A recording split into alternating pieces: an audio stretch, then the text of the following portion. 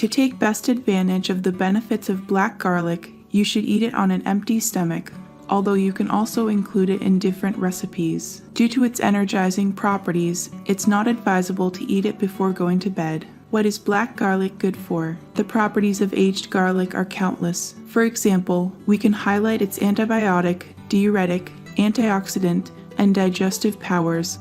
But of course it has many more. 1. It prevents cardiovascular disease. It is a great ally for heart and circulatory health. 2. It provides a good dose of potassium, great for people who suffer from liquid retention, edemas, or kidney problems. 3. It fights fatigue, good for fighting chronic fatigue or exhaustion due to working excessively or a lack of regular sleep. 4. It's a great antioxidant. Black garlic is a great ally to prevent the premature aging of the cells. 5. Treats respiratory problems. Aged garlic is very good for reducing asthma and allergy symptoms. 6. It calms your nerves. It works as a natural remedy to reduce excess stress.